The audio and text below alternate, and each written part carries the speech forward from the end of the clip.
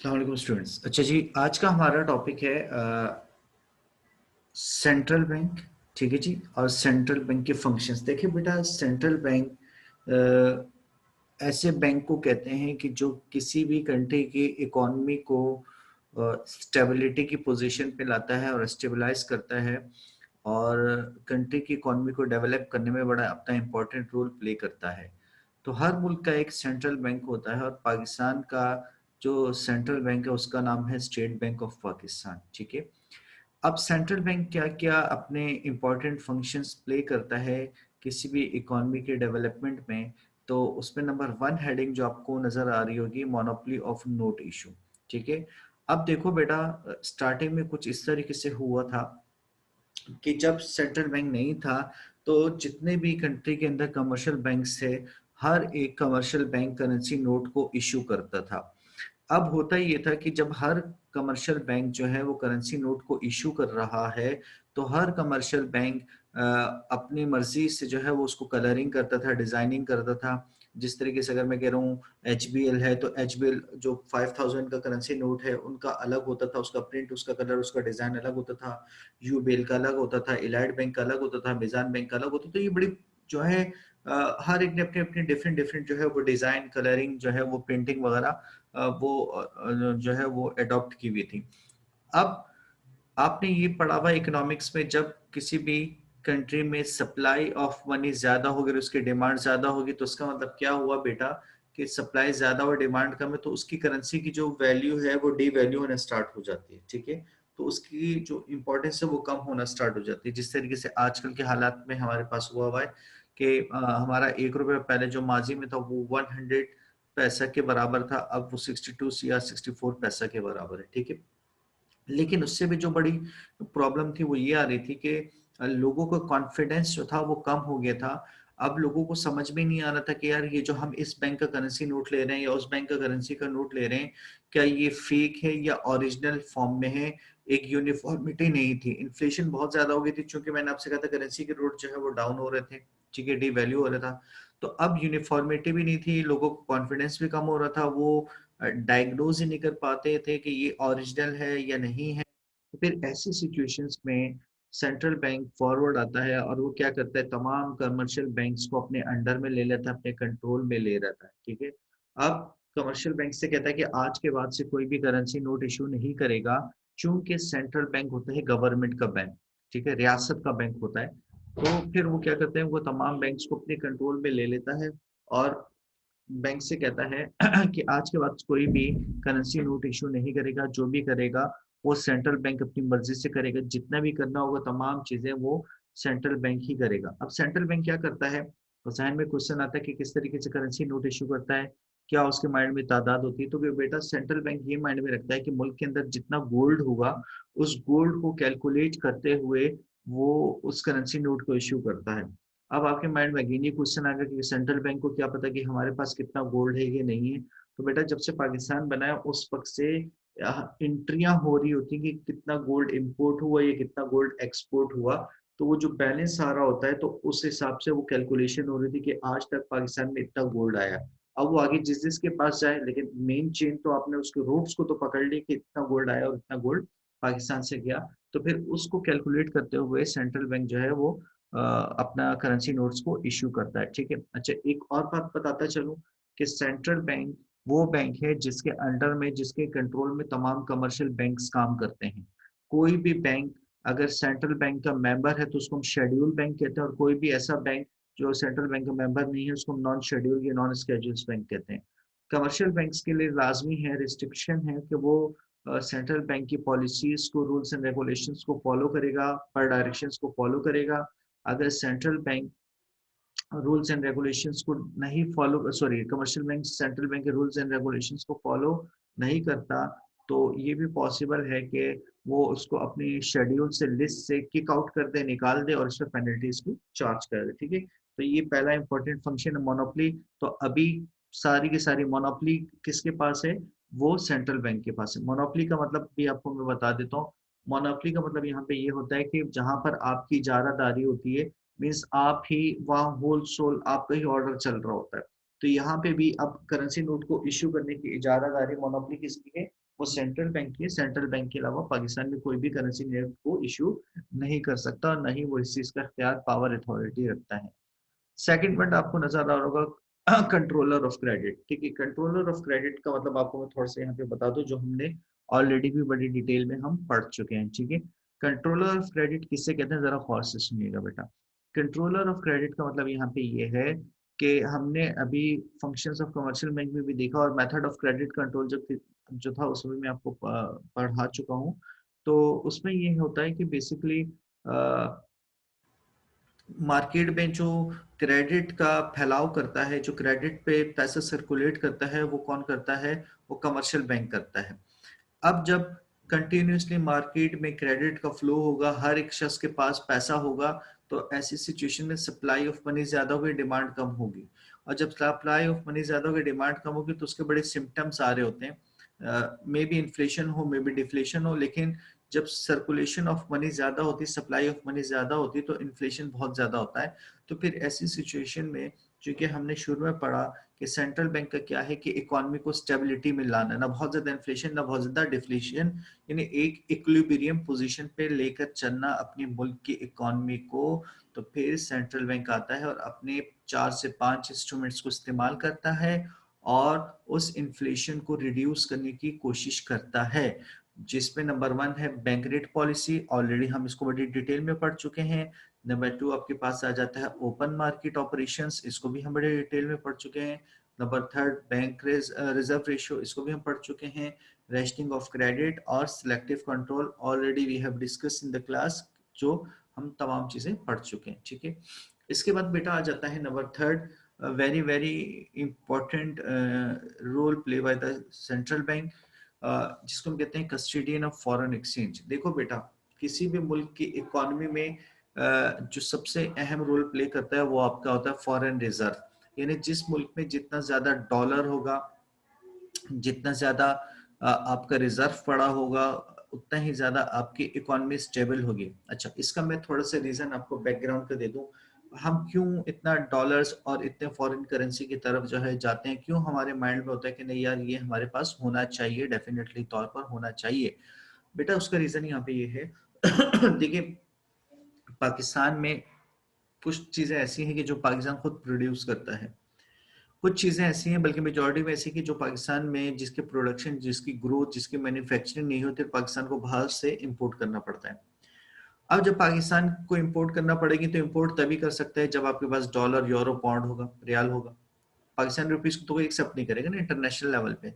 अब जब आपके पास योर डॉलर्स मौजूद होगा, अगर आपको पेट्रोल परचेज करना है, डीजल परचेज करना है, इंपोर्ट करना है, तो आप वो ले सकते हैं। अगर आपको गाड़ियां लानी है, आप वो ले सकते हैं। अगर आपको मेडिसिन परचेज करनी है, आप वो ला सकते हैं। अगर आपको डिफेंस पॉइंट ऑफ व्यू से मॉडर्न टेक्नोलॉजीज लानी है, वेपन्स परचेज करने, तो आप वो परचेज कर सकते हैं with the help of dollars, foreign reserve. अगर आपको जो है मेडिसिन या कोविड-19 से रिलेटेड वैक्सीनेशन परचेज करने, तो वो भी आप परचेज कर सकते हैं। अगर आपको लैपटॉप्स करते हैं, टैबलेट्स करते हैं, मोबाइल परचेज करने हैं, तो वो ला सकते हैं। मीन्स आप हर वो चीज ला सकते हैं जो आपके लोगों के नीड है। और जब आप ये चीजें परचेज करेंगे तो आपकी लोगों का लिविंग स्टैंडर्ड भी क्या होगा, हाई होगा। लेकिन ये तब होगा जब आपके पास फॉरेन रिजर्व होगा। अब सेंट्रल बैंक क्या करता है कि वो लोग, बिजनेसमैन या वो सैलरीड पर्सन जिनका पैसा बाहर से आता है in terms of foreign exchange, जो ज्यादातर डॉलर में आता है, तो कमर्शियल बैंक, सेंट्रल बैंक क्या करता है कि उनके वो डॉलर्स अपने पास रखता है और मार्केट वैल्यू जो भी चल रही होती है उनकी, कि $1 राइट नाउ अगर 160 रुपीज के बराबर है, तो वो उसको उससे मल्टीप्लाई करके उनको पाकिस्तानी रुपीस में कन्वर्ट करके उनको वो हैंड ओवर कर देगा। लेकिन वो डॉलर्स अपनी कस्टडी में ले लेगा, फॉरेन एक्सचेंज अपनी कस्टडी में ले लेगा।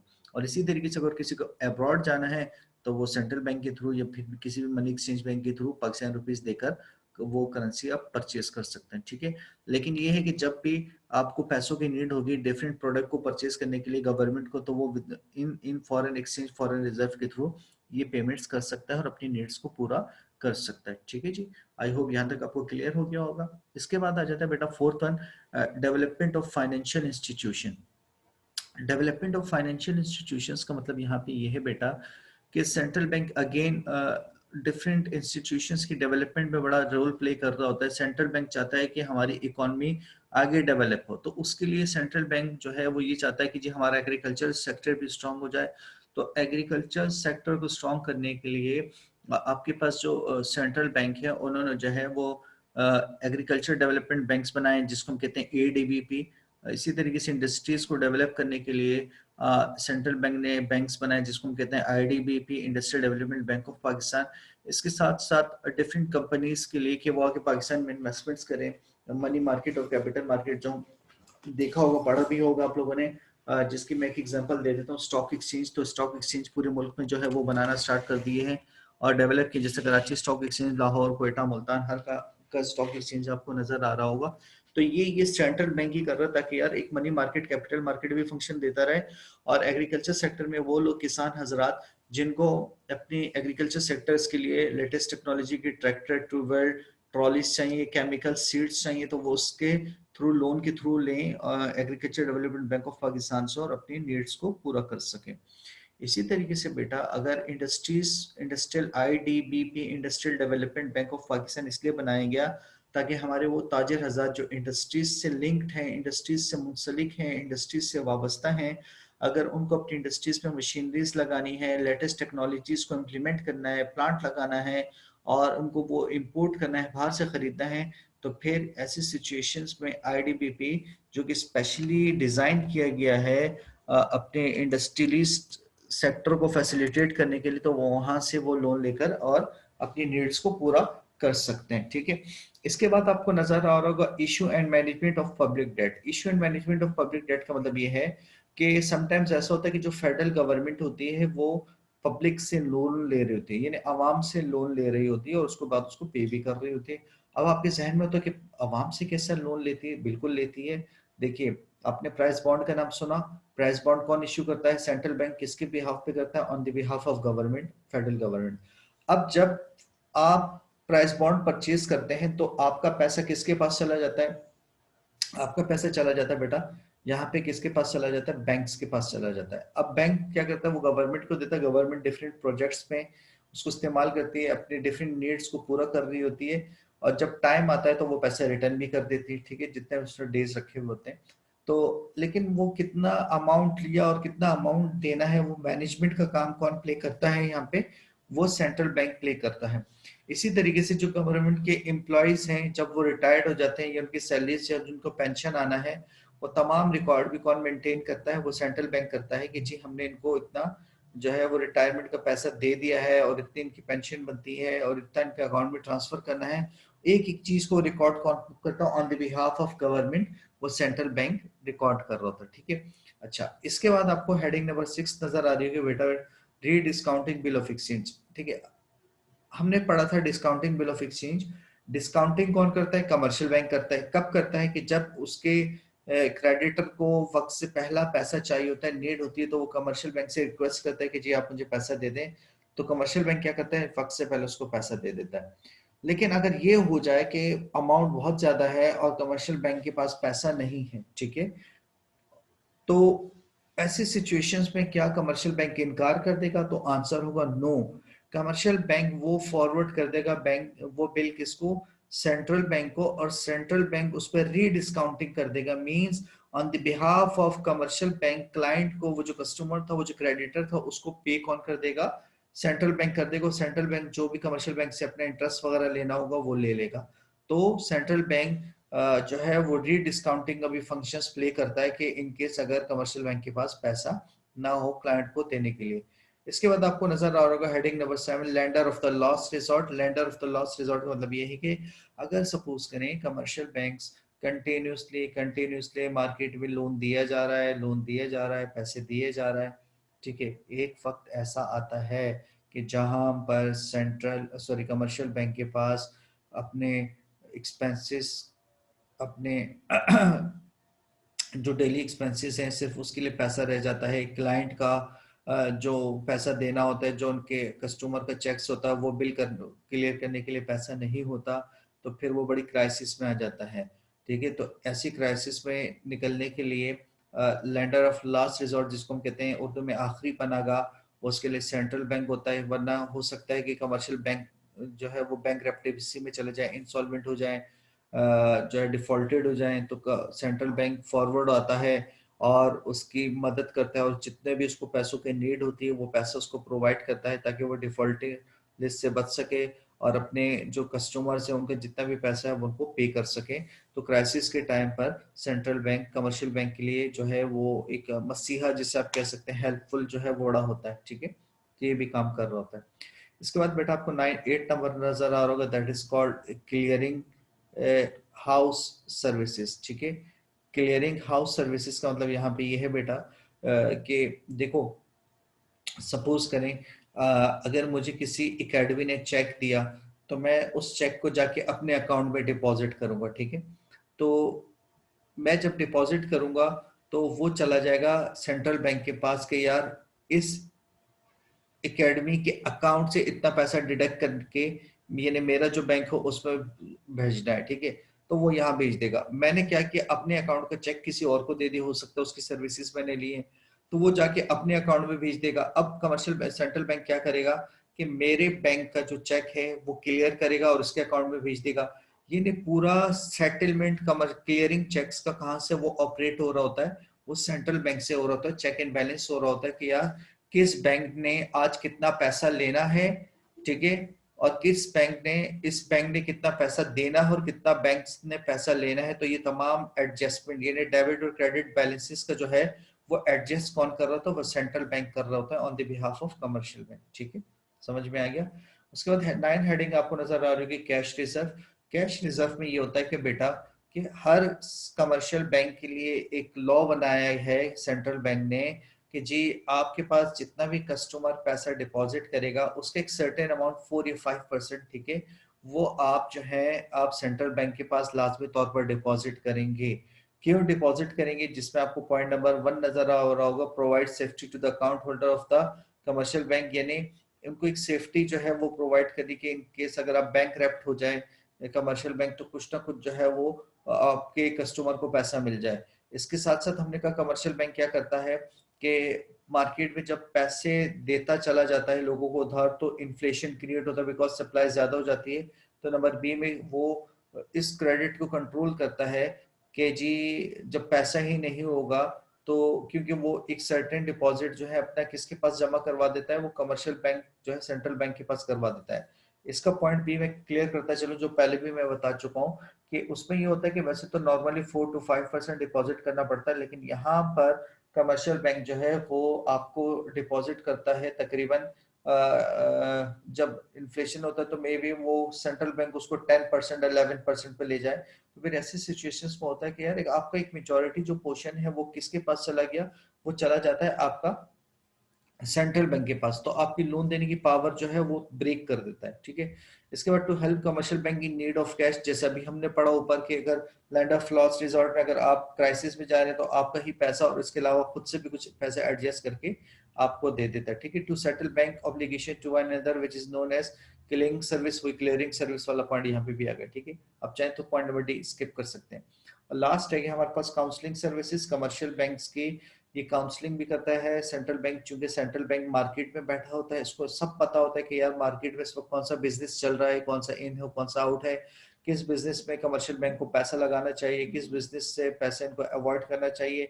ईच एंड एवरीथिंग के बारे में कमर्शियल बैंक को जो फैसिलिटेट करता है वो इनकी काउंसलिंग करता है। न सिर्फ इनकी काउंसलिंग करता है बल्कि इनकी एम्प्लॉयज की काउंसलिंग भी करता है, जिसके लिए सेंट्रल बैंक ने एक इंस्टीट्यूट भी बनाया है जिसका नाम है IBP, institute of bankers Pakistan. और जो वो तमाम स्टूडेंट्स आप लोगों को बताता चलूं, जैसे मैं पहले भी बता चुका हूं कि इंस्टीट्यूट ऑफ बैंकर्स पाकिस्तान अगर आप सिर्फ बीकॉम करते हैं और बीकॉम के बाद जाकर आपकी किसी बैंक में जॉब लग जाती है, ठीक है, बेशक लो लेवल पर लग गए तो कोई मसला नहीं। आप अगर ऐसी सिचुएशंस में भी IBP पे जो मौलवी तमीजुद्दीन रोड पर इनका इंस्टीट्यूट है, तो वहां पे क्लासेस होती है इनकी गालिबन 6 to 9 में। ठीक है, 6 o'clock to 9 o'clock, I don't know अभी क्या टाइमिंग है। तो आपको सिर्फ 1.5 से 2 साल का कोर्स करना पड़ता है। सेंट्रल बैंक का ये डिप्लोमा आपको मिल जाता है, लेकिन जिन्होंने ये कोर्स किए हैं वो BM से भी आगे निकले, ब्रांच मैनेजर से भी आगे निकले हैं, और चूंकि उनको काफी एक्सपर्टीज हो जाती है कि बैंकिंग में होता क्या है, तो IBP वालों को बड़े हाथों हाथ जो है वो बैंक ले रहे थे, बिकॉज उनकी नजर में ये क्रीम स्टूडेंट्स हो जाते हैं। ठीक है, तो ये भी एक फायदा हो जाता है काउंसलिंग का। तो आई होप आप लोगों को यहाँ क्लियर हो गया कि क्या रोल क्या प्ले करता है क्लियर? अच्छा, अब करना ये है कि स्टूडेंट्स मैं आपके साथ जो है ये स्लाइड्स शेयर कर रहा हूँ। इट्स अप टू यू कि आप इसकी शॉर्ट स्क्रीन ले लें। अच्छा, या फिर आप जो है इसको नोट डाउन करना चाहते हैं नोट डाउन करते हैं, बट इट्स बेटर कि आप इसको जो है जल्दी से स्क्रीनशॉट ले लें ताकि फिर मैं नेक्स्ट टॉपिक जो है वो कंटिन्यू करूँ।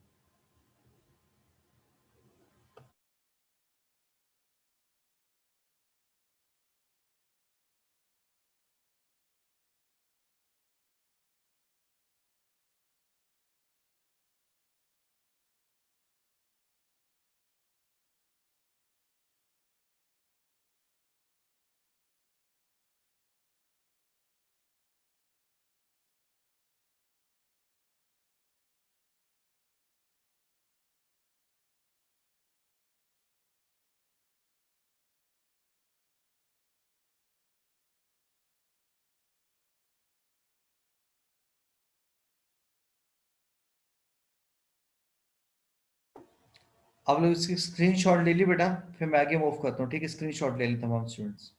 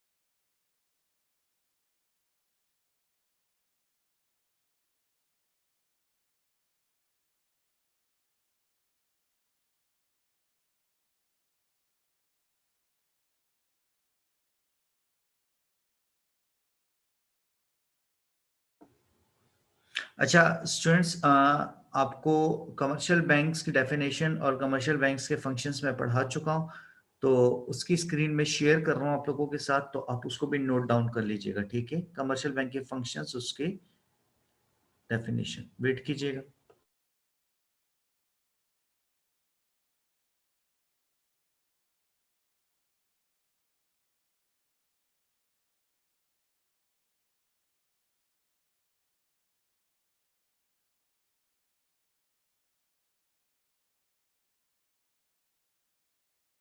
इसकी स्क्रीनशॉट ले लें बेटा आप लोग।